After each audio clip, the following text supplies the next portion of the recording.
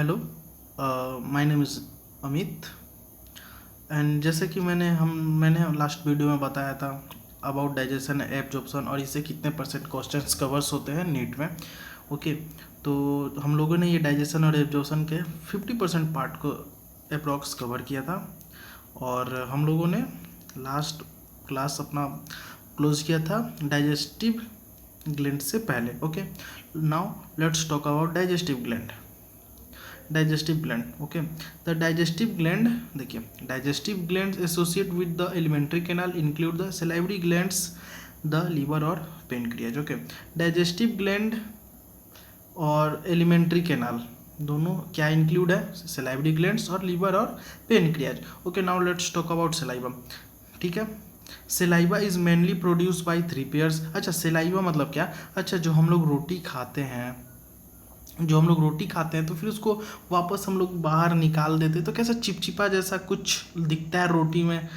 ठीक है, तो वही हो गया हम लोग का जो चिपचिपा जो पदार्थ है जो है ना, वो सेलाइवा हो गया। ठीक है, और सेलाइवा हम लोग का mainly three pairs of salivary glands है। फर्स्ट पैराटोइड, सेकंड सब मैक्सिलरी या फिर सब मैंडिबुलर भी आप उसको बोल सकते हैं। ठीक है, और फिर सब लिंगुअल्स। ओके, तो नाउ चलिए हम लोग पढ़ते हैं सेलाइवरी ग्लैंड्स का पहले पार्ट, पैराटोइड्स। ठीक है, तो पैराटोइड्स क्या? चीक। अब कुछ लोग सोचेंगे चीक के बाहर वाला, वैसा नहीं है। चीक का जो आपका इनसाइड पार्ट है वहाँ से हम लोग का सेलाइवा सीक्रेट होता है। ठीक है, सेकंड आपका सब मैक्सिलरी यानी जस्ट लोअर, जो आप मान लीजिए लोअर जो से हम लोग का सेलाइवा सीक्रेट होता है। एंड थर्ड इज आवर सब लिंगुअल्स, मतलब जस्ट बिलो द टंग, टंग के ठीक जीभ के ठीक नीचे से हम लोग का सेलाइवा प्रोड्यूस होता है। ठीक है, और ये ग्लैंड्स जो है, तीनों ग्लैंड्स जो है बकल कैविटी के बाहर प्रेजेंट है, बट जो ये सेलाइवा सीक्रेट करते हैं वो बकल कैविटी के अंदर करते हैं। आई बात समझ में? ठीक है, फिर से समझ रहे हैं। Saliva mainly produce by three pairs. First salivary glands में three pairs of salivary glands, पहला हम लोग का है द पैराटोइड्स, फिर सब मैक्सिलरी, और थर्ड है हम लोग का सब लिंगुअल्स। पैराटोइड चिक, इनसाइड ऑफ द चिक जो हम लोग फील करते हैं अपने उंगली डाल के, अगर देखा जाए तो जो पार्ट हम लोग का फील होता है वो चिक, उससे सलाइवा सीक्रेट होता है। सेकंड जस्ट लोअर जो से सीक्रेट होता है, जिसको सब मैक्सिलरी या सब मैंडिबुलर भी बोल सकते हैं। और थर्ड हम लोग का सब लिंगुअल्स यानी जस्ट बिलो द टंग। ठीक है, this gland situated just outside the buccal cavity, मतलब कि ये जितने भी तीनों ग्लैंड है ये जस्ट आउट बकल कैविटी के बाहर प्रेजेंट है, बट जो सलाइवा सीक्रेट करते हैं वो बकल कैविटी के अंदर सीक्रेट करते हैं, जैसे कि यहाँ पे लिखा हुआ है।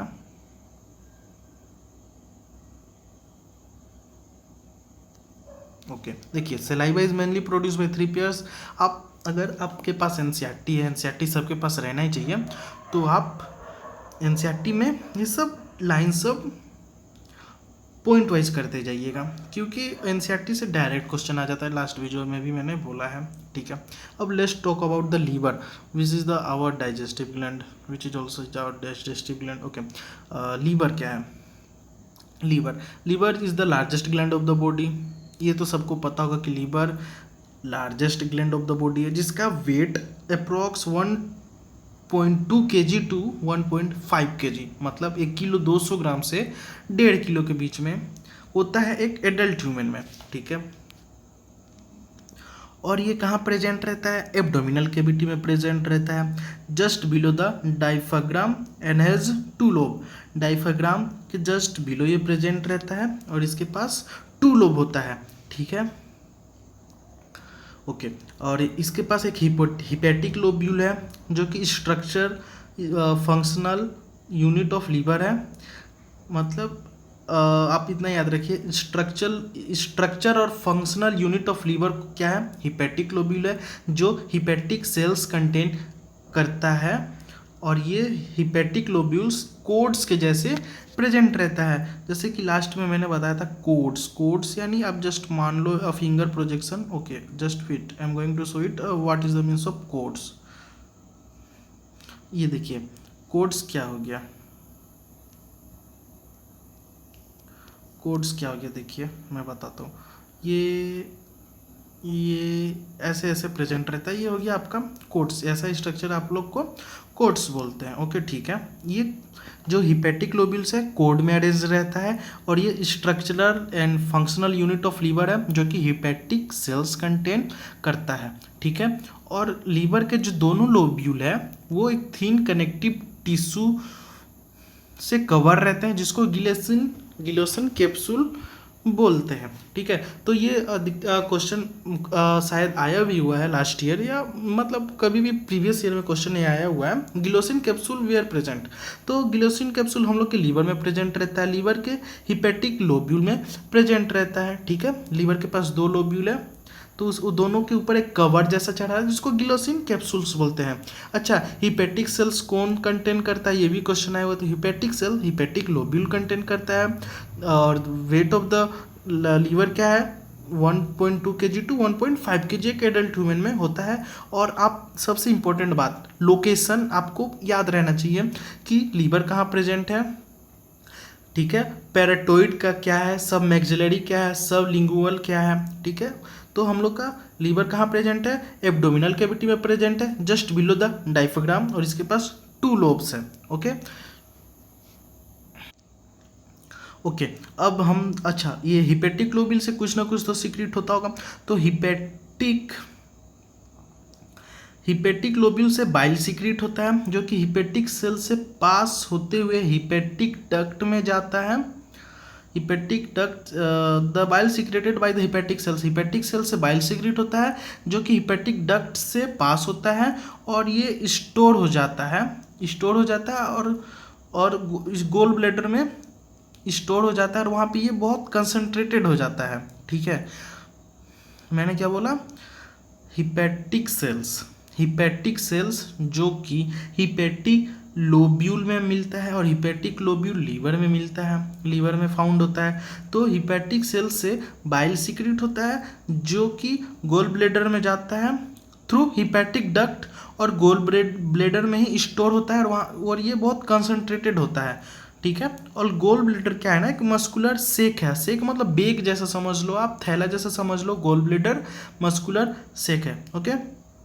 The duct of gall bladder, अच्छा, ये और बहुत ये भी प्रीवियस ईयर में क्वेश्चन सब आया हुआ है कि कौन सा डक्ट कहाँ प्रेजेंट, तो सिस्टिक डक्ट कहाँ प्रेजेंट है, तो आप लोग को सिंपल सा आंसर है cystic duct present in the gall bladder, या डक्ट ऑफ गोल ब्लेडर को सिस्टिक डक्ट बोलते हैं। ठीक है। Along with the hepatic duct, अच्छा, हिपेटिक डक्ट कहाँ मिलता है, तो सिंपल सा आंसर है हिपेटिक डक्ट लीवर में मिलता है। ओके, हिपेटिक डक्ट लीवर में मिलता है। और बाइल कौन फॉर्म करता है, हिपेटिक डक्ट बाइल फॉर्म करता है। ठीक है। और बाइल डक्ट कहाँ जाके स्टोर होता है, hepatic duct bile duct common forms the common bile duct. Okay okay, let's talk about further. Bile duct और पेनक्रियाटिक डक्ट दोनों जाके डियोडेनम में ओपन होते हैं एज द कॉमन हिपेटोपैनक्रियाटिक डक्ट। ठीक है। जो कि एक स्पिंक्चर ऑफ ओडाई से गार्डेड रहता है, जैसे कि हम लोग लास्ट वीडियो में देखे थे। ओइसोफेगस और स्टमक के बीच में एक स्पिंक्चर है जिसको गैस्ट्रोओइसोफेगल स्पिंक्चर बोलते हैं, और एक स्पिंक्चर है हम लोग का स्मॉल इंटेस्टाइन में, नहीं, स्मॉल इंटेस्टाइन नहीं, स्टमक और डियोडेनम के बीच में एक हम लोग का स्पिंक्चर है जिसको पाइलोरिक स्पिंक्चर बोलते हैं। ठीक वैसे ही यहाँ पे हिपेटोपैनक्रियाटिक डक्ट एक स्पिंक्चर है जो प्रेजेंट रहता है कहाँ पे, डियोडेनम और बाइल डक्ट और पेनक्रियाटिक डक्ट वहाँ पे प्रेजेंट रहता है। ठीक है। मतलब कॉमन हिपेटोपैनक्रियाटिक डक्ट और डियोडेनम के बीच में एक स्पिंक्चर होता है जिसको हम लोग स्पिंक्चर ऑफ ओडाई बोलते हैं। ठीक है। आगे पढ़ते हैं। The pancreas is compound, pancreas is a compound both exocrine and endocrine. ठीक है। एक्सोक्राइन और एंडोक्राइन। एक्सोक्राइन अंदर बाहर वाला सिस्टम है बस। पेनक्रियाज इज ए कंपाउंड, मतलब अच्छा ये ऐसा क्वेश्चन आ सकता है, हो सके may be in further exams question में भी कम, हु इज बोथ एक्सोक्राइन और endocrine, which gland is both exocrine और एंडोक्राइन, तो आंसर मस्ट कॉमन होना चाहिए pancreas. Pancreas is compound of both exocrine and endocrine, ठीक है। और ये जस्ट सिचुएटेड रहता है डिओडेनम के बीच में, between the limbs of the C shape duodenum. तो ये सी शेप डिओडेनम के बीच में प्रेजेंट रहता है, ओके।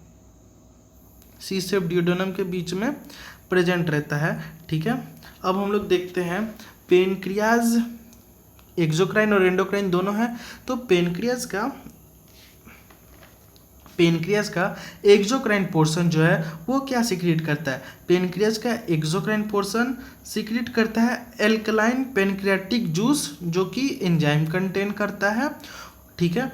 और पेनक्रियाज का एंडोक्राइन पोर्शन क्या सीक्रेट करता है? एंडोक्राइन पोर्शन हार्मोन सीक्रेट करता है, इंसुलिन और ग्लूकागोन सीक्रेट करता है। ऐसा प्रीवियस ईयर में क्वेश्चन आया भी हुआ है इससे कि पेनक्रियाटिक क्या सीक्रेट करता है। तो पेनक्रियाटिक का एक्सोक्राइन पोर्शन हम लोग का alkaline pancreatic juice enzyme secret करता है, और एंडोक्राइन पोर्शन हार्मोन इंसुलिन और ग्लूकागोन सीक्रेट करता है, ठीक है,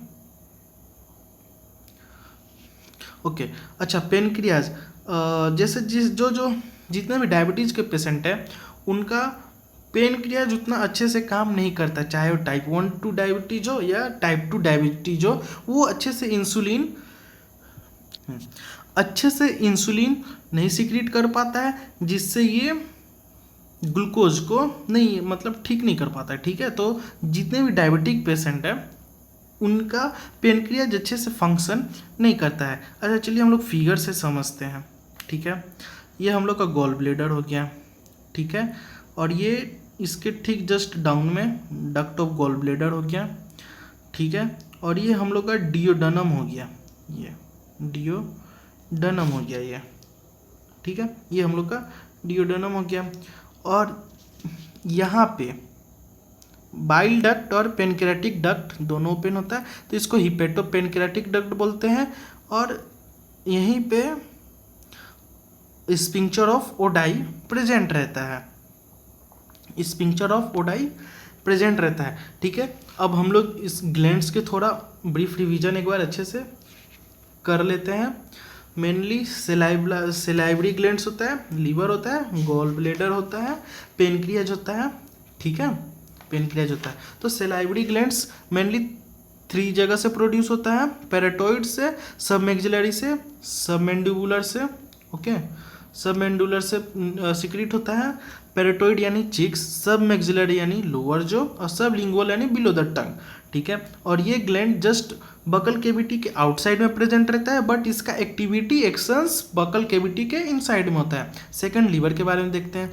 liver largest gland of the body है, वेट 1.2 से 1.5 kg है एडल्ट ह्यूमन में, एब्डोमिनल केविटी में सिचुएटेड रहता है, just below the diaphragm and has 2 lobules, okay, just below the diaphragm and has 2 lobules.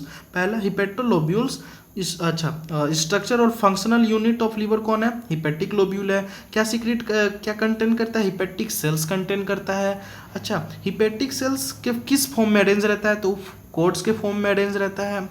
और हर लोब्यूल एक थिन कनेक्टिव टिश्यू सीट से कवर्ड रहता है, जिसको गिलोसिन कैप्सूल बोलते हैं। तो गिलोसिन कैप्सूल कहाँ प्रेजेंट रहता है? हिपेटिक सेल्स में प्रेजेंट रहता है, ऐसा मान के चलिए। हिपेटिक लोब्यूल कहाँ प्रेजेंट रहता है? लीवर में प्रेजेंट रहता है, ठीक है। अब हम लोग देखते हैं गॉल ब्लैडर के बारे में। तो bile secreted by the hepatic cells, मतलब कि हिपेटिक सेल से जो बाइल सीक्रेट होता है, हिपेटिक सेल से जो बाइल सीक्रेट होता है वो गॉल ब्लैडर में पहुंचता है थ्रू हिपेटिक डक्ट, और गॉल ब्लैडर में ही स्टोर होता है और कंसंट्रेट होता है। और ये गॉल ब्लैडर क्या है? एक थिन मस्कुलर सैक, मतलब एक बेग जैसा है, ठीक है, बेग जैसा स्ट्रक्चर है जिसको गॉल ब्लैडर बोलते हैं, ठीक है।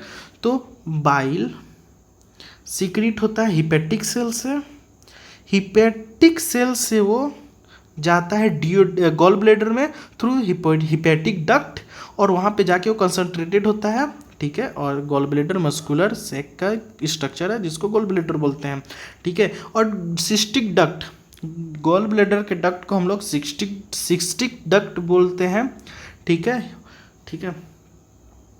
और hepatic duct from the liver froms the common bile duct, the bile duct and the pancreatic duct open together. अच्छा, बाइल डक्ट और पेनक्रियाटिक डक्ट दोनों जाके डियोडेनम में एक साथ ओपन होते हैं, और जब एक साथ ओपन हो जाने के बाद इनको हम लोग क्या बोलते हैं, हिपेटोपेनक्रियाटिक डक्ट।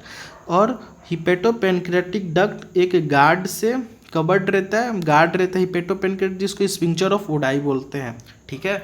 तो स्फिंक्टर ऑफ ओडाई कहाँ मिलता है, गॉल ब्लेडर में मिलता है। इतना आप लोग को याद रखना है।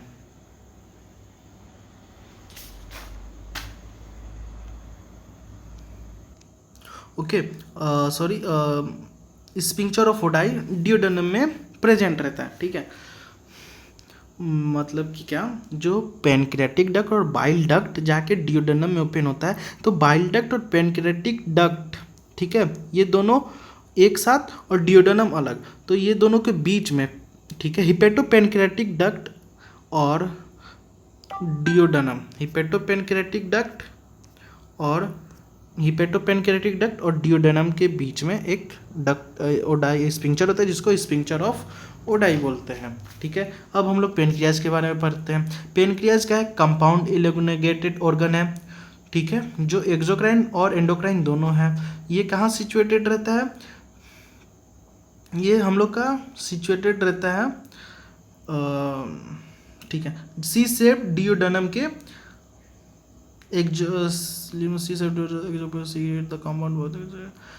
Between the limbs. Okay, the pancreas compound, ये तो पता चल गया आप लोग को, एक्सोक्राइन और एंडोक्राइन दोनों है। ये सिचुएटेड रहता है लिम्ब के जस्ट बिटवीन द लिम्स, दो लिम्स है, जस्ट बिटवीन द लिम्स में ये सिचुएटेड रहता है, जिसका शेप है सी शेप्ड। शेप्ड हमेशा याद रखिएगा, अक्सर क्वेश्चन पूछ दिया जाता है, ठीक है। और ये भी याद रखना है, पेनक्रियाज का एक्सोक्राइन पोर्शन क्या सीक्रेट करता है और एंडोक्राइन पोर्शन क्या सीक्रेट करता है। पेनक्रियाज का एक्सोक्राइन पोर्शन सीक्रेट करता है एल्कलाइन पेनक्रियाटिक जूस, जो कि एंजाइम कंटेन करता है, और पेनक्रियाटिक के एंडोक्राइन पोर्शन जो सीक्रेट करता है हार्मोन हो गया, इंसुलिन हो गया और ग्लूकागोन हो गया। पेनक्रियाज क्या सीक्रेट करता है, हमेशा ये क्वेश्चन पूछा जाता है, आप दिमाग में बैठा लीजिएगा, ओके, ठीक है। अब हम लोग डाइजेशन ऑफ फूड पढ़ते हैं, ठीक है। तो जैसे लास्ट क्लास में, मतलब यानी लास्ट वीडियो में मैंने बताया था, the process of digestion happen by the mechanical और केमिकल प्रोसेस। मैकेनिकल यानी तोड़ना फोड़ना, केमिकल यानी कुछ भी उसमें मिक्स करना, रिएक्टेड केमिकल्स मिक्स करना, ठीक है। और buccal cavity two major function control करता है, फर्स्ट मेस्टिकेशन ऑफ फूड और second facilitation of swallowing, okay. Mastication two major function, mastication of food and swallowing, okay. और teeth and tongue with the help of saliva masticate and mix up the food thoroughly. वो जो मैंने बताया था, saliva हम लोग का buckle cavity में सीक्रेट होता है, पहला पैराटॉइड, सबलिंगुअल और मैक्सिलरी, ठीक है। तो वो टीथ और टंग के हेल्प से फूड में सलाइवा अच्छे से मेस्टिकेट मिला देते हैं, ठीक है, ओके। सलाइवा में म्यूकस भी प्रेजेंट रहता है, जो कि लुब्रिकेटिंग और adhering the masticated food particles into a bolus.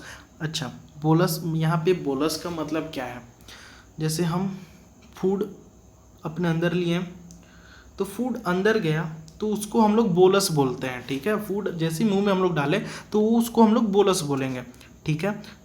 देखिए यहाँ पे, mucus in saliva helps in the lubricate and masticate food particle into the bolus. Bolus मतलब खाना जो भी हम लोग मुंह में गया, उसको मैकेनिकल और केमिकल प्रोसेस को थ्रू अच्छे से उसमें मिक्स कर दिए तो वो बोलस हो गया, ठीक है। तो सलाइवा में जो म्यूकस मिलता है उसका क्या काम है, वो फूड को मेस्टिकेट करता है, क्योंकि ताकि लुब्रिकेटिंग में आसानी हो, लुब्रिकेट इजी हो सके, ठीक है। अब ये हम लोग का बोलस रास्ते से, मतलब ये बोलस हम लोग के फिर फेरिंग्स में जाता है, फिर ओइसोफेगस में जाता है बाय स्वेलिंग और डिग्लूटेशन। स्वेलिंग और डिग्लूटेशन मतलब सिंपल भाषा में समझते हैं, निगलना, निगलना डिग्लूटेशन हो गया, ठीक है। ऐसे अंदर जो लेते हैं वो डिग्लूटेशन हो गया। तो बोलस जो है वो फेरिंग्स के थ्रू होते हुए ओइसोफेगस में जाता है बाय स्वेलिंग और डिग्लूटेशन, ठीक है। अब देखिए, अब यहाँ पे the bolus further passage down through the oesophagus by successive wave of muscular concentration called peristalsis. अच्छा ठीक है, the bolus further passage down through the oesophagus by successive wave of muscular contraction called peristalsis. अच्छा, अब इसको हम लोग समझते हैं यहाँ पे क्या बोला जा रहा है। यहाँ पे बोला गया है बोलस ओइसोफेगस में जाता है, सक्सेसिव वेव्स और मस्कुलर कंट्रैक्शन कॉल्ड पेरिस्टोलसिस। ओके, तो हम लोग यहाँ पे क्या मतलब कैसा सक्सेसिव वेव मस्कुलर होता है, अच्छा समझते हैं यहाँ पे, ठीक है। देखिए, ये मान लीजिए हम लोग का ओइसोफेगस है, ठीक है, ओइसोफेगस है। तो ये ओइसोफेगस है, तो फूड एक बार यहाँ जाएगा, फिर एक बार यहाँ जाएगा, फिर एक बार यहाँ जाएगा, फिर एक बार यहाँ यहाँ, मतलब ऐसे ऐसे ऐसे ऐसे करके जाएगा, ठीक है, ऐसे ऐसे करके जाएगा। मतलब ये मान लीजिए पूरा पहले पतला है, बहुत ज़्यादा ही पतला है, फिर यहाँ पे फूट गया, फिर यहाँ पे फूट गया, ऐसे करके इसको सक्सेसिव वेव के, मतलब सक्सेसिव वेव के जैसे जाता है, ठीक है। सक्सेसिव वेव के जैसे जाता है, कहाँ पे जाता है, ओइसोफेगस में जाता है, wave of muscular concentration called peristalsis, जिसको पेरिस्टोलसिस बोलते हैं, ठीक है। मस्कुलर कंसंट्रेशन को पेरिस्टोलसिस बोलते हैं।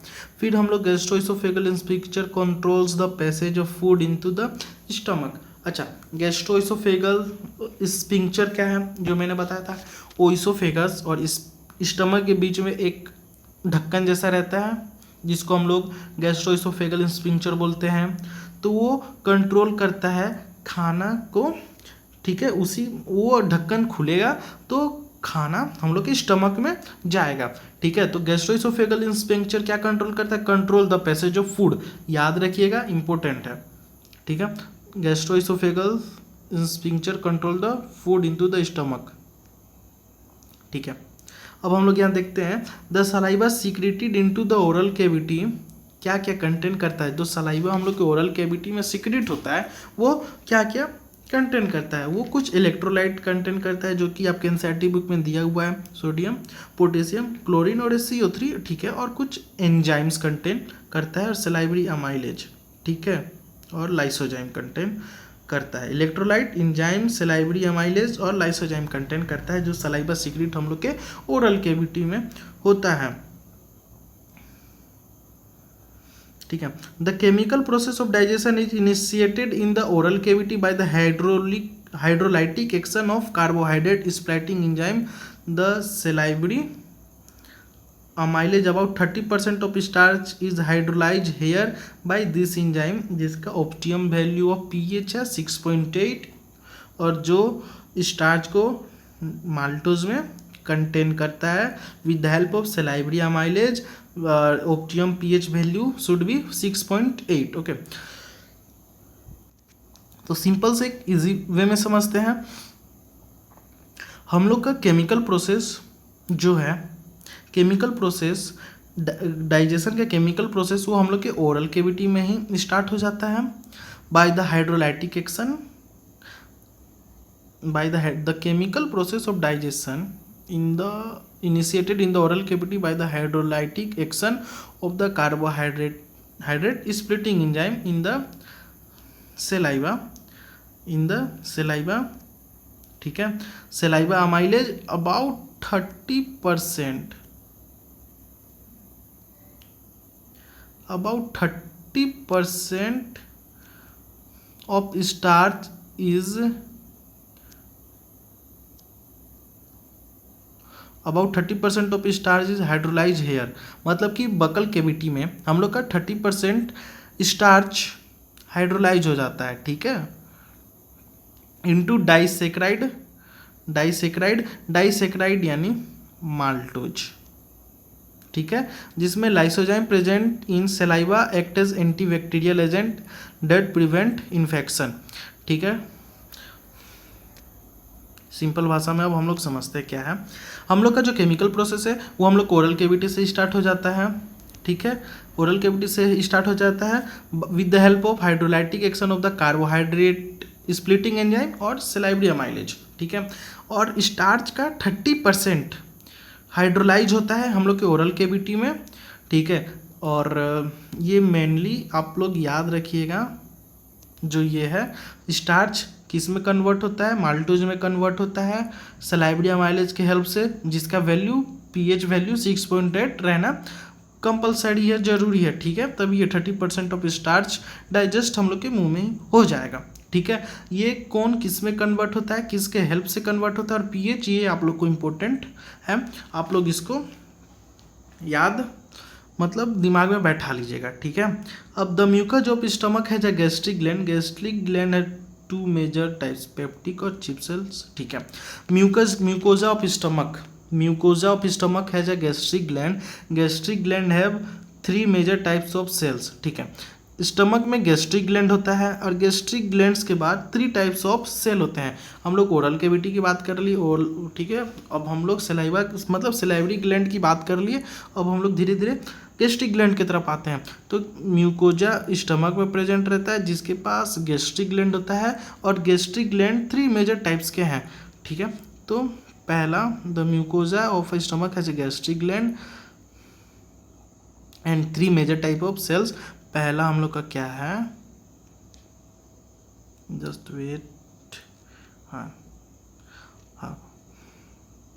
ठीक है।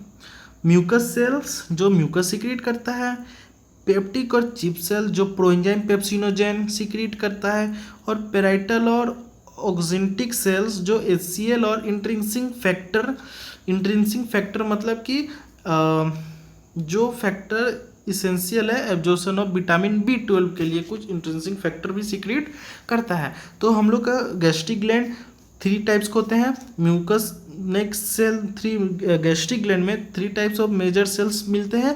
पहला म्यूकस सेल जो म्यूकस सीक्रेट करता है, सेकंड पेप्टिक और चिप सेल जो प्रोएंजाइम पेप्सिनोजेन सीक्रेट करता है, और थर्ड हम लोग का पैराइटल और ऑक्जेंटिक सेल्स और कुछ विच सीक्रेट HCl और intrinsic factor for the absorption of vitamin B12, okay. आगे देखते हैं, यहाँ पे लिखा हुआ है the stomach store the food for 4 to 5 hour. तो स्टमक में फूड अप्रोक्स 4 से 5 घंटे रहते हैं, और वहाँ पे फूड एसिडिक गैस्ट्रिक जूस, ठीक है, स्टमक में जो एसिडिक गैस्ट्रिक जूस सीक्रेट होता है उसके साथ अच्छे से मिक्स हो जाता है with the help of churning movements मतलब आप लोग को हम एक इजी वे में समझाते हैं चर्निंग मूवमेंट मतलब क्या, ठीक है। देखिए, जैसे मान लीजिए ये हम लोग का स्टमक है, ठीक है, स्टमक है, और ये हम लोग का फूड पार्टिकल है, इतना बड़ा बड़ा तो नहीं पर छोटा छोटा, ठीक है, फूड पार्टिकल है। अब इसमें हम लोग का HCl सीक्रेट होता है, ठीक है, सीक्रेट मान लीजिए सीक्रेट हुआ, और चर्निंग मूवमेंट होता है। चर्निंग मूवमेंट मतलब जैसे आप मान के चलिए जैसे चीनी और पानी जैसे घोलते हैं ना, जस्ट वैसे यहाँ पे होता है, वही यहाँ पे होता है, ठीक है। इसीलिए कभी भी हम लोग को खाना खाने के जस्ट बाद और मतलब सोना नहीं चाहिए, ठीक है, और बैठना नहीं चाहिए, जस्ट हम लोग को वॉक करना चाहिए। और बहुत लोग ऐसे होते हैं कि बस में ट्रेवल करते हैं तो उनको वोमिटिंग होता है, जिसका रीज़न मेनली यही है, ठीक है। हम लोग के बॉडी पूरा बहुत ही एक्सेस में मूवमेंट करता है बस उसमें, अगर कोई ज़्यादा खाना खाया है तो उसको वोमिटिंग भी इसी वजह से हो जाता है। इसीलिए अगर आप बस में अगर ट्रेवल कर रहे हैं तो आप हल्का खाना खाइए, ठीक है, वरना फिर दिक्कत हो जाएगा, फिर 1 रुपये का सिक्का ये सब मुंह में रखना पड़ जाएगा, जो कि एक फेक लगता है मेरे को, पर जहाँ तक सबकी अपनी है, ठीक है। तो हम लोगों ने क्या देखा था, stomach store the food for 4 to 5 hours, और जहाँ पे फूड मिक्स होता है एसिडिक गैस्ट्रिक जूस से with the help of churning movement of it muscular wall और नीड कॉल्ड टाइम। अच्छा ठीक है, अब हम लोग समझते हैं यहाँ पे काइम क्या है। काइम तो सिंपल भाषा में समझिए, जो वहाँ पे मैंने बोला था कि फूड को हम लोग मुंह में लिए, बोलस हो गया, फिर वो इसोफेगस से स्टमक में गया, तो वही फूड को हम लोग काइम बोलेंगे। एसिड काइम बोल सकते हैं क्योंकि उसमें एसिड मिक्स हो गया, ठीक है। तो एसिड काइम भी बोल सकते हैं, काइम भी बोल सकते हैं, ठीक है। तो काइम हम लोग कहाँ से बोलेंगे, स्टमक में काइम हो जाता है, ठीक है। फूड हम लोग मुंह में लिए, बोलस हो गया, उसको निगले, डिग्लूटेशन के थ्रू निगले, ठीक है, डिग्लूटेशन किए, फिर ओइसोफेगस से होते हुए हम लोग स्टमक में आया। तो स्टमक में वही फूड जो ओइसोफेगस में बोलस बोल रहे थे या ओरल कैविटी में बोलस बोल रहे थे, वही बोलस आके हम लोग के यहाँ पे बस नाम चेंज हो जाता है, जिसको हम लोग काइम बोलते हैं, ठीक है, जिसको हम लोग काइम बोलते हैं, ठीक, हम लोग काइम बोलते हैं, ठीक है। चलिए आगे देखते हैं, pro enzyme pepsinogen on exposure to hydrochloric acid gets converted into the active enzyme pepsin. अच्छा ठीक है, पेप्सिन प्रो एंजाइम पेप्सिनोजेन जो है वो हाइड्रोलिक एसिड्स, सिंपल में यहाँ समझते हैं हम लोग, देखिए ये सब आप लोग मेनली याद रखिएगा, किस में कौन कन्वर्ट हुआ है, ठीक है। ये हमेशा अक्सर क्वेश्चन एग्जाम में पूछ दिए जाते हैं,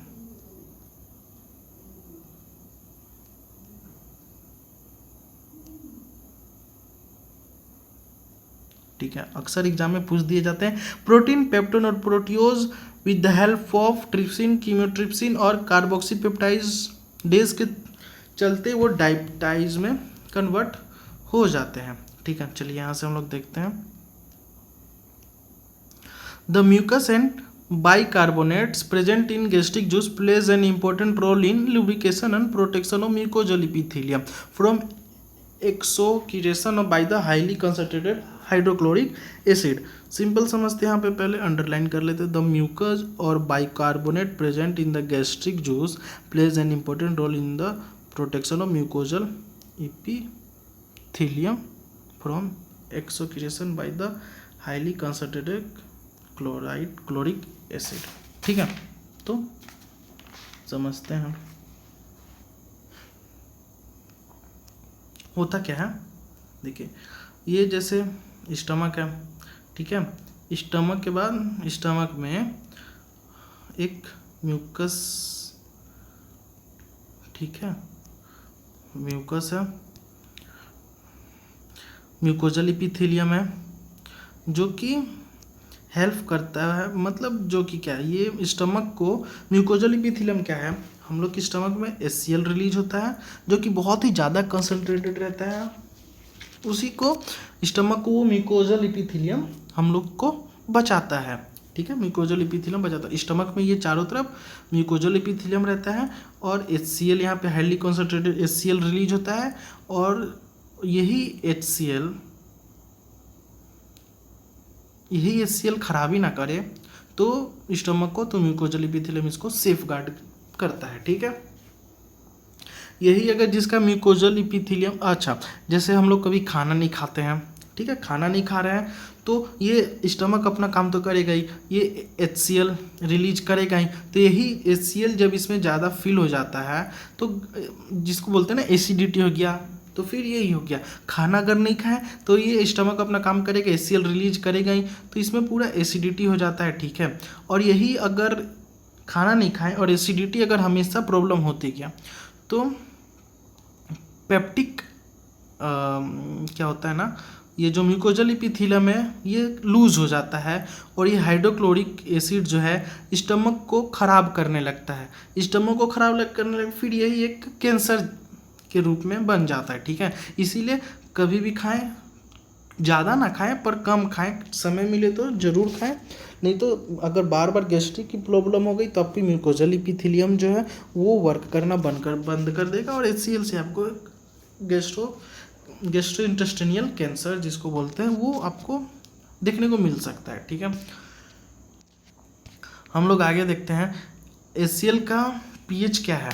HCl का pH है हम लोग में 1.8, जो कि optimal for pepsin rennin is a prolytic enzyme found in gastric juice of infant which help in the digestion of milk protein. Small amount of lipase are also secreted by gastric gland. Okay, ठीक है। तो यहाँ पे क्या है, HCl provide the acidic pH 1.8। HCl क्या provide करता है, पेप्सिन, ठीक है, पेप्सिन और रेनिन। रेनिन क्या है, एक प्रोटियोलाइटिक एंजाइम है जो कि गैस्ट्रिक जूस में मिलता है इन्फेंट में, इन्फेंट यानी नवजात बोल सकते हैं, नवजात यानी छोटे छोटे बच्चे लोग में मिलता है, जो कि डाइजेशन ऑफ मिल्क प्रोटीन में हेल्प करता है। तो ये आप लोग रेनिन याद कर लीजिएगा, ये रेनिन एंजाइम है, ठीक है। और एक RENIN होता है, उसका अलग हो जाता है, और ये जो RENNIN है ये एक एंजाइम है, ठीक है, जो कि डाइजेशन ऑफ मिल्क प्रोटीन में हेल्प करता है, इन्फेंट्स में ज़्यादा होता है। अच्छा, और gastric gland small amount of lipase भी सीक्रेट करता है, ठीक है। अब आगे बढ़ते हैं। Various type of movement are generated by the muscularis layer of the small intestine. अब यहाँ पे हम लोग धीरे से स्मॉल इंटेस्टाइन में पहुँच गए, ठीक है। तो यहाँ पे क्या है, various type of movements are generated by muscularis layer of the small intestine. Small intestine में बहुत सारे मूवमेंट होते हैं, मतलब बहुत सारे मूवमेंट होते हैं, कहने का मतलब कभी ऊपर नीचे दाएं बाएं ऐसे मूवमेंट्स होते हैं, ठीक है। द मूवमेंट जो स्मॉल इंटेस्टाइन में जो मूवमेंट होते हैं वो क्या में काम करते हैं, वो हेल्प करते हैं फूड को मिक्स करने में। देखते हैं कैसे कहीं पे गाड़ी रहता है, सीमेंट बालू मसाला छत ढलाई वो सब के लिए करते हैं, तो वो कैसे मिक्सअप कर देते हैं, मूवमेंट करवाते उसको गोल गोल घुमाते हैं। ठीक है, ऐसे भी स्मॉल इंटेस्टाइन में जो वेरियस टाइप ऑफ मूवमेंट मिलते हैं वो हम लोग के हेल्प करते हैं फूड को मिक्सअप करने के लिए, ठीक है। और सिक्रीशन इन द इंटेस्टाइन में जो भी सीक्रेट होता है उसको वो वेरियस मूवमेंट के चलते काइम के साथ बहुत अच्छा से मिक्सअप कर देता है, ठीक है। The bile pancreatic juice and intestinal juice are secretion release into the small intestine. हाँ, ठीक है। स्मॉल इंटेस्टाइन में क्या क्या सीक्रेट होता है, स्मॉल इंटेस्टाइन में bile, pancreatic juice, intestinal juice secrete होता है स्मॉल इंटेस्टाइन में, ठीक है। Pancreatic juice and bile are release through the hepatopancreatic duct, ये हम लोगों ने आगे ऊपर पढ़ा था, हिपेटोपेनक्रेटिक से रिलीज होता है। और पेनक्रेटिक जूस क्या क्या कंटेन करता है, pancreatic juice contain inactive enzyme जैसे ट्रिप्सिनोजन, कीमोट्रिप्सिनोजन, ठीक है, कीमोट्रिप्सिनोजन सीक्रेट करता है। और ये इनएक्टिव है, ठीक है, इनएक्टिव एंजाइम सीक्रेट करता है जो कि एक्टिवेटेड बाय एंजाइम इंटेरोकाइनेज, जो कि सीक्रेटेड होता है intestinal mucosa into active trypsin, ठीक है। यहाँ देखिए, यहाँ पे क्या लिखा, पेनक्रेटिक जूस जो है एक क्या कंटेन करता है, इनएक्टिव एंजाइम कंटेन करता है, ठीक है। इनएक्टिव एंजाइम क्या क्या हो जाता है, trypsinogen, chymotrypsinogen, pro carboxypeptidase, amylase, lipase और न्यूक्लियस। और ये सब को एक्टिवेट करने के लिए trypsinogen is activated by an enzyme enterokinase, ठीक है। तो ट्रिप्सिनोजन एक इनएक्टिव एंजाइम है जिसको स्टार्ट करने के लिए, एक्टिव करने के लिए इंटेरोकाइनेज का हेल्प लेना पड़ता है, जो कि सीक्रेटेड होता है इंटेस्टिनियल म्यूकोजा, ठीक है, इनटू एक्टिव ट्रिप्सिन में वो सीक्रेट होता है, ठीक है। Trypsinogen, trypsin, okay. हम लोग आगे देखते हैं, जो trypsin activate other enzyme in the pancreatic juice, ठीक है, ये हो गया।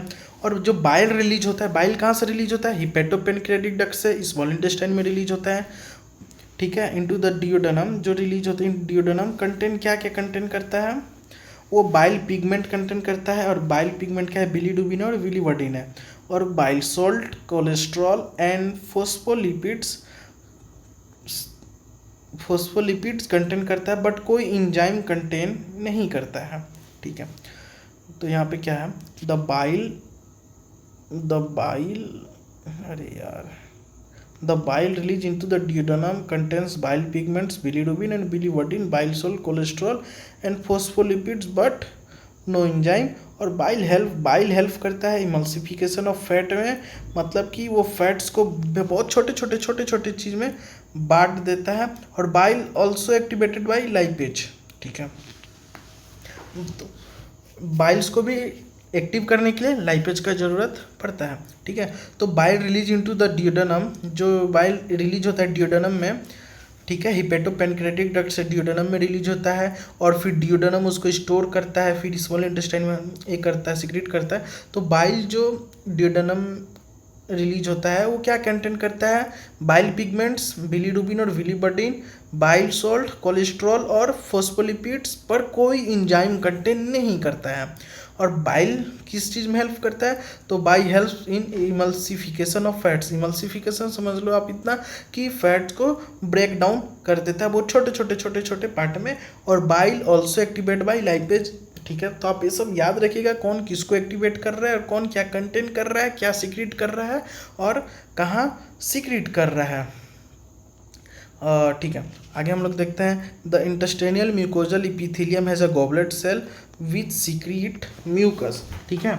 जैसे हम लोगों ने ऊपर में पढ़ा था गॉबलेट सेल के बारे में, गॉबलेट सेल, ठीक है। द इंटेस्टाइनल म्यूकोजल इपिथेलियम जो स्टमक को HCl से बचाता है, इंटेस्टाइनल म्यूकोजल एपिथेलियम, उसके पास गॉबलेट सेल होता है जो म्यूकस सीक्रेट करता है, ठीक है। और the secretion of the brush border cells of mucosa along with the secretion of goblet cell constitute the intestinal juice और सक्कस इंटेरिकस, ठीक है। तो intestinal mucosal epithelium goblet cell होता है और गॉबलेट सेल म्यूकस सीक्रेट करता है, ठीक है। और म्यूकस सीक्रेट करता है और एक इंटेस्टाइनल जूस भी सीक्रेट करता है जिसको सक्कस इंटेरिकस बोलते हैं। तो आप ये क्वेश्चन क्या बनता है कि सक्कस इंटेरिकस कहाँ प्रेजेंट रहता है या कहाँ सीक्रेट होता है, तो उसको हम लोग बोल सकते हैं इंटेस्टाइनल म्यूकोजल एपिथेलियम में जो गॉबलेट सेल होता है वो सक्कस इंटेरिकस या इंटेस्टाइनल जूस सीक्रेट करता है। तो इंटेस्टाइनल जूस को ही हम लोग सक्कस इंटेरिकस बोलते हैं। The juice contains a variety of enzyme like disaccharide, मतलब माल्टेज, फिर डाईपेप्टिडेज, फिर लाइपेज, फिर न्यूक्लियोसाइडेज, फिर एटसेट्रा, ठीक है। This juice contain a variety of enzymes like disaccharide, maltase, lipase, nucleoside, etc. The mucus along with the bicarbonate from the pancreatic protect the intestinal mucosa from acid as well as provide an alkaline medium pH 7.10 for enzyme activity. Submucosal gland also help in this. Submucosal gland यानी burner gland also help in these. Okay. जैसे हम लोगों ने ऊपर में बात किया था कि म्यूकस, इंटेस्टाइनल म्यूकस कैसे एसिड से बचाता है, ठीक है, कैसे एसिड से बचा, ठीक है। तो सब म्यूकोजल ग्लैंड जिसको बर्नल ग्लैंड्स बोलते हैं वो हेल्प करता है एक्टिव मतलब इंजाइमेटिक को एक्टिव करने में, ठीक है। आगे देखते हैं, यहाँ पे अब हम लोग को सबसे मेन इंपॉर्टेंट क्या करना पड़ता है कि कौन किस में कन्वर्ट होता है, किसके हेल्प से, ठीक है। तो यहाँ पे प्रोटीन, पेप्टोन और प्रोटियोज डाइप्टाइड्स में कन्वर्ट होता है, जिसको with the help of trypsin, chymotrypsin और कार्बोक्सी पेप्टाइड्स, ठीक है। देखिए यहाँ पे प्रोटीन, प्रोट्यूज और peptones partially hydrolyse protein in the chyme reaching the intestine are acted upon by the proteolytic enzyme of pancreatic juice as given below. आप ये याद रखिएगा रिएक्शन। सेकंड हम लोग का मेन इंपॉर्टेंट रिएक्शन है पॉलीसेक्राइड यानी स्टार्च अमाइलेज में कन्वर्ट हो जाता है with the help of amylase. फिर हम लोग का फेट्स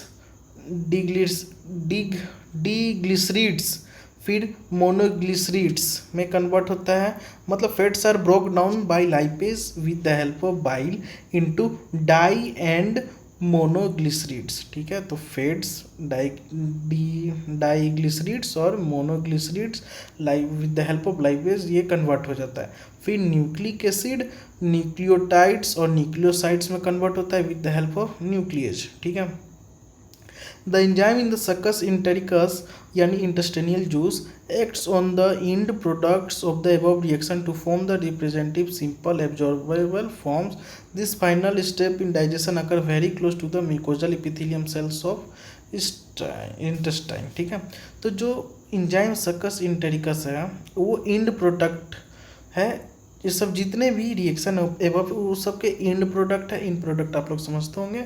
ये सबको सिंपल एब्जॉर्बेबल फॉर्म में रिप्रेजेंट कर देता है और ये फाइनल स्टेप है डाइजेशन का, जो कि mucosal epithelium cells of the intestine में वेरी क्लोज है, ठीक है। आप ये सब एक बार रिएक्शन देख लीजिएगा कौन किस में कन्वर्ट होता है, बहुत ही इंपॉर्टेंट है, ठीक है। अब देखते हैं आगे। No significant digestive activity occurs in the large intestine. तो लार्ज इंटेस्टाइन में कोई भी डाइजेस्टिव एक्टिविटी अकर्स नहीं होता है। The function of large intestine क्या है? वाटर एब्जॉर्ब करता है, मिनरल्स और सर्टेन ड्रग्स एब्जॉर्ब करता है और वो सिक्रेशन ऑफ म्यूकस सिक्रेट करता है, जो कि है adhering of the waste undigest particle together and lubricating it for any passage. तो कोई भी डाइजेस्टिव एक्टिविटी कहाँ अकर नहीं होता है? तो लार्ज इंटेस्टाइन में कोई भी डाइजेस्टिव एक्टिविटी अकर नहीं होता है।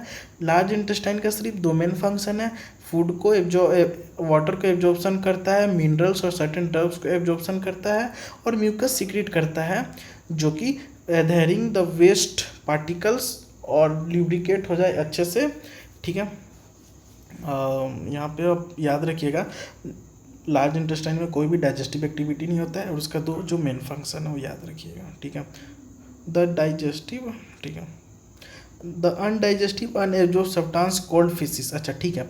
जैसे हम लोग बोलस देखें, ओइसोफेगस में बोलस कहलाता है, फिर वही स्टमक में आके उसमें बोलस में एसिड मिल जाता है तो एसिड काइम बन जाता है। फिर वैसे ही धीरे धीरे अब स्मॉल इंटेस्टाइन में जो भी डाइजेस्ट हुआ और बाकी जो हम लोग का अनडाइजेस्ट फूड है वो स्मॉल इंटेस्टाइन में आता है और स्मॉल इंटेस्टाइन में उसको हम लोग क्या बोलते हैं? फीसिस बोलते हैं, ठीक है। द अनडाइजेस्ट अनएब्जॉर्ब्ड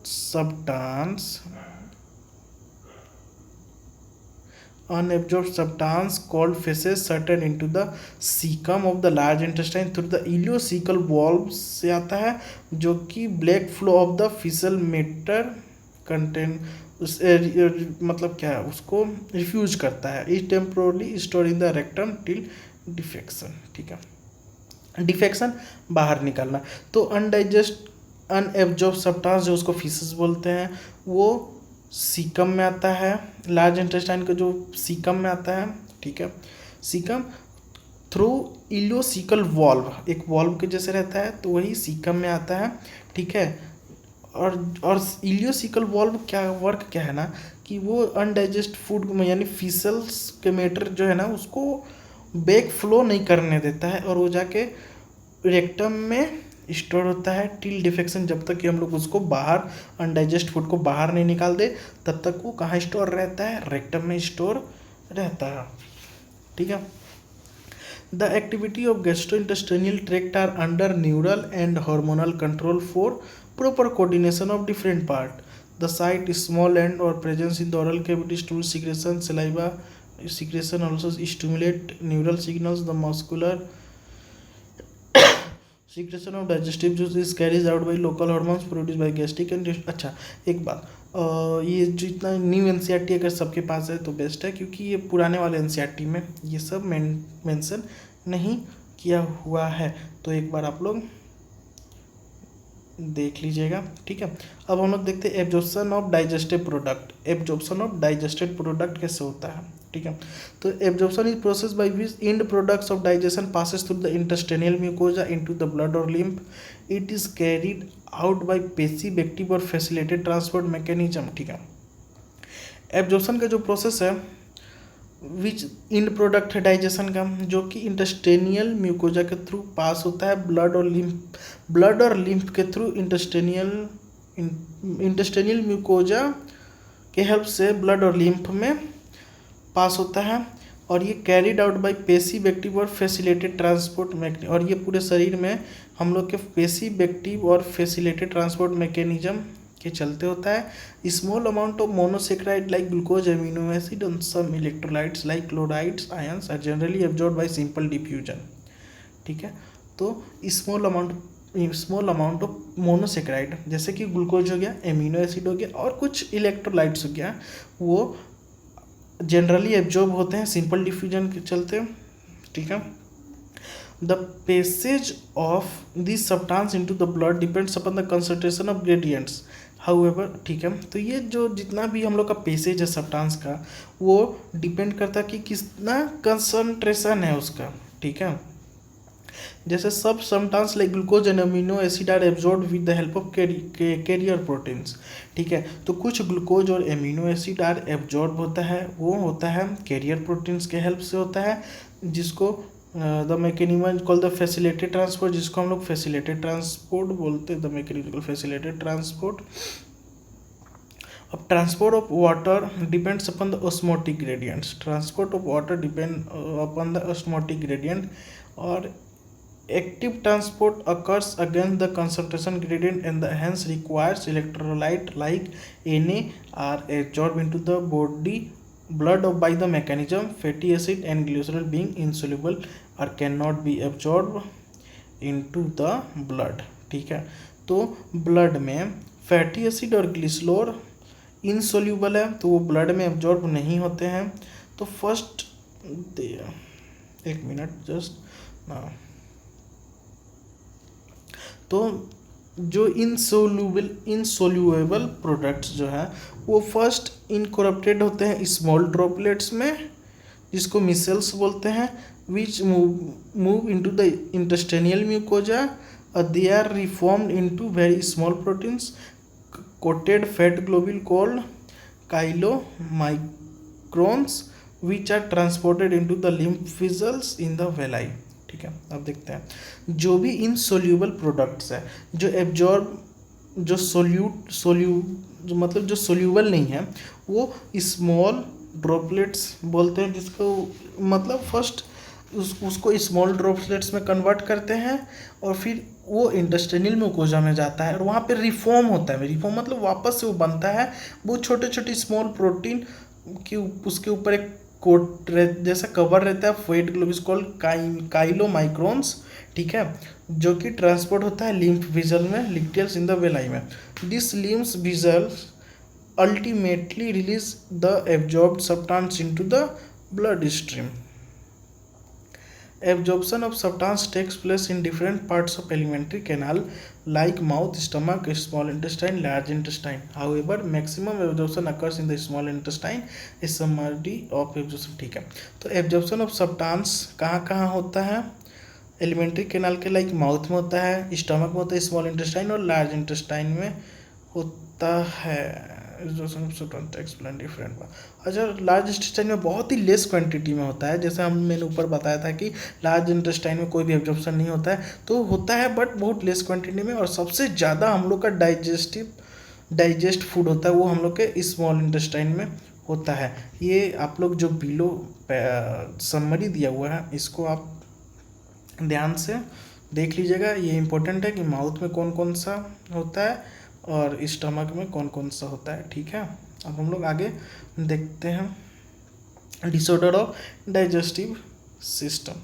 तो हम लोग का डिसऑर्डर ऑफ डाइजेस्टिव सिस्टम क्या है, एक मिनट, हाँ, डिसऑर्डर ऑफ डाइजेस्टिव सिस्टम। ठीक है, the inflammation of the intestinal tract is the common element due to the bacterial viral infection. ठीक है, तो हम लोग डायरेक्ट आते हैं जॉन्डिस में।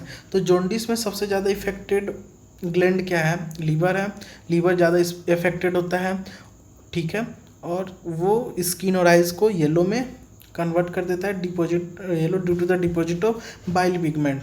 इसीलिए हम लोग को ज़्यादा स्पाइसी खाना नहीं खाना चाहिए। ठीक है, तो जॉन्डिस लीवर इफेक्ट होता है, स्किन और आइज़ को टर्न येलो कर देता है क्योंकि लीवर में डिपॉजिट ऑफ बाइल पिगमेंट होता है।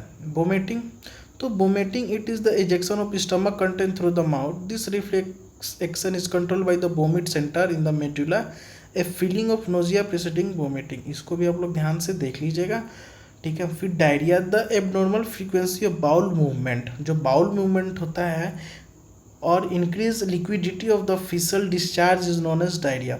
ठीक है, मतलब कि जो लार्ज इंटेस्टाइन में जो वाटर एब्जॉर्ब होता है वो फिसल्स में जब ज़्यादा लिक्विडिटी हो जाता है तो वो फिसेस वाटर के जैसा अपने शरीर से बाहर निकलते हैं, उसको डायरिया बोलते हैं।